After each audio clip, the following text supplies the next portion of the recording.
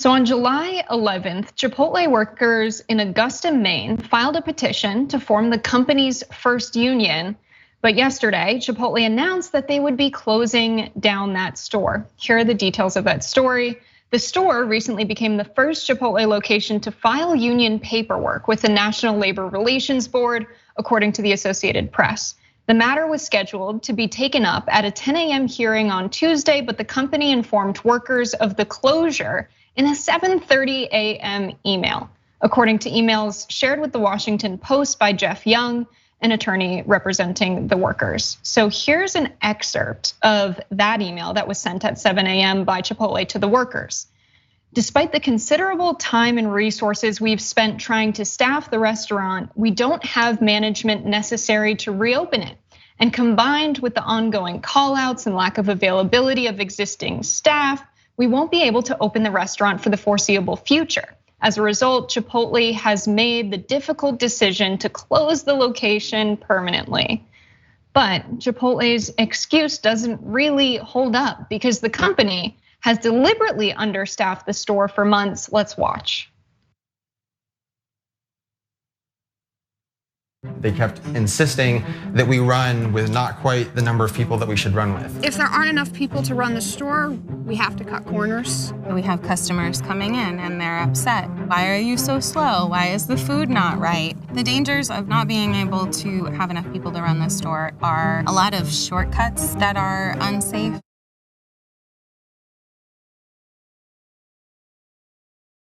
All the way to the bank while their employees are struggling. Let's watch.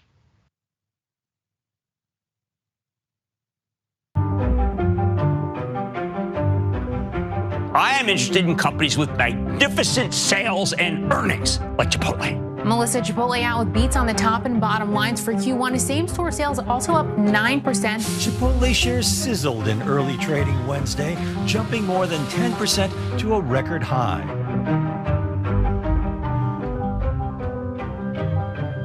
Look, I think our secret weapon is our people and our culture. The good news for us.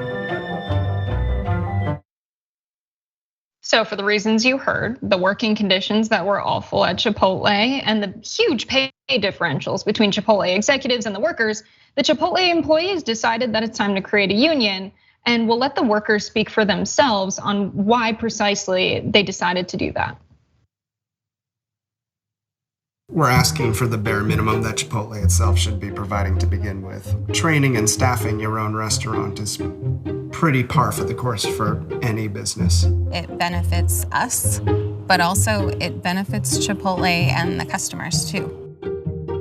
When we realized that we could all stand up together and say, hey, we're not gonna do this anymore. You can't, run us around like this anymore. They listened. All right, so they had great reasons for forming their union, and of course, Chipotle's response shut down the store. And Chipotle is actually not the only large company that is using this union busting tactic. Amy's Kitchen makes ethical vegetarian frozen and canned food, but the company's not so ethical when it comes to how they treat their employees. On Monday, July 18th, 2022, Amy's Kitchen in San Jose announced the closure of their facility in the city after just over a year of operations. Workers were blindsided with the news without any advance notice. Workers came in with their lunch bags. Then within an hour of clocking in for their shift, they were summoned to a meeting where the news broke that their jobs were gone. In the last few months, Amy's workers organized work actions to demand respect and justice on the job. They were met with captive audience meetings, threats, intimidation, and retaliation from management. Amy's closure of the facility in San Jose is part of their overall campaign orchestrated against its workers. More Perfect US reporting on that. And Starbucks has been using this same tactic as well, famously so. About 3% of Starbucks stores nationwide are in the process of unionizing, yet somehow 30% of the stores Starbucks is closing have active union campaigns. There's no clearer evidence of Starbucks union busting rampage. Again, More Perfect Union reporting. And so it's really no surprise why these corporations are afraid of unions. Unions are quite effective. Wages for workers in a union are 11% more than what non-union workers make. 94% of workers in a union have employer-provided health insurance compared to 68% overall, and 91% of workers in a union have access to paid sick days. A report by the Economic Policy Institute shows that increased union density increases wages and benefits for all workers, reduces racial and gender disparities in the labor market, and helps win pro-worker legislation across all levels of government. Now, the Starbucks unionization is pretty significant. I actually spoke with the lead union organizer there for Workers United Starbucks, and his name is Richard Minter, and he said to me, the heinous attack by Starbucks against partners is unlike any I have ever witnessed. Made up allegations, sinister plotting against targeting supporters, mean-spirited, and meant to hurt the workers. Starbucks doesn't deserve such loyal, devoted staff. So things are getting pretty intense as we see the labor movement really growing in the United States. Corporations are terrified, and it's because unions are very effective at cutting into those profit margins where executives are taking that money home and actually giving workers some of the fruits of their labor, some of the dollars created off of the labor that they do on behalf of those corporations for wages that are far less than their labor is worth. John, what are your thoughts? Yeah, my thoughts are that I feel bad for Chipotle for having to make that difficult decision. I'm sure that they spent days just thinking, is there any way around this? Is this, oh wait, this is something that I really want to do. It's awesome and it's going to benefit me personally. Screw the workers, who cares about them? I love messages like that. The Amy's thing, by the way, I'm glad that you mentioned that. It's a reminder to people that like the theme of a company doesn't necessarily say anything about its values. Like that's branding. That's all that is. I mean, look, I'm committed to Ben and Jerry's up until they eventually turn on us. But other than Ben and Jerry's, it don't really mean anything. Like the Google said, do no evil. Like they say things like this. This is what PR is about. And also, I'm really glad that you played that video summarizing the profitability of Chipotle, because there are many corporations that would use the supposed difficulties that they're having staffing their shops. Like they want to use that as an excuse. But the fact that they're making so much money that they could obviously afford to increase pay and benefits totally undercuts that. Which means that we, through the beginning of the pandemic up until this year, there have been, as you said, more and more labor actions all over the place in all sorts of different industries, and that is great. The strike back against that is very predictable. The issue is going to be, are we going to be able to make them pay for that? Is the bad publicity they're going to get off of the actions you've detailed going to be worse for them than simply going along with the unionization? It's one of the reasons that like More Perfect US, other groups like that are so important for constantly drawing people's attention to these. People in the chat were shocked that Amy's had done something like this. We need people to know about Amy's and about all of these other corporations so that companies in the future will be too scared to do this sort of thing. Yeah, I think also not seeing enough lawsuits brought against places like Amazon, against places like Starbucks, against Amy's for their violations of labor law, blatant violations. When Amazon was trying to unionize in Bessemer in Alabama, they put one of the ballot boxes where you could submit your mail-in vote for or against the union.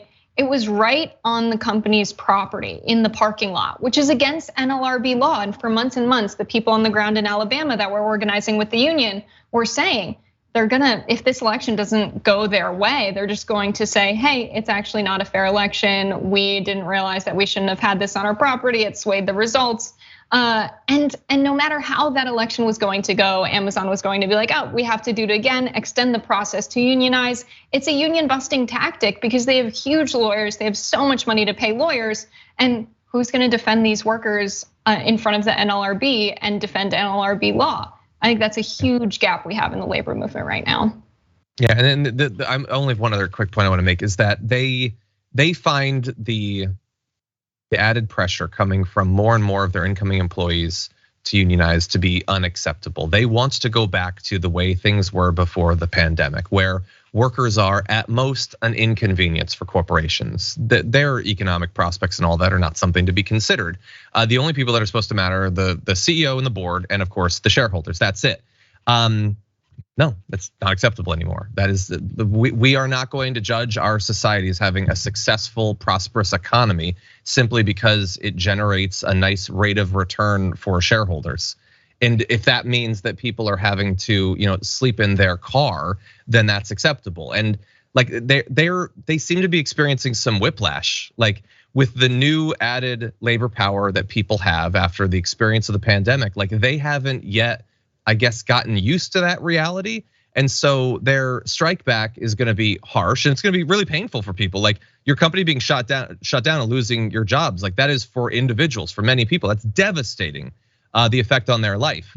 But there's gonna be a lot of these different battles. Hopefully politicians will start to side with these workers. There's very few in the federal government that do, but having the I guess the balance of the benefits of capitalism be fundamentally shifted.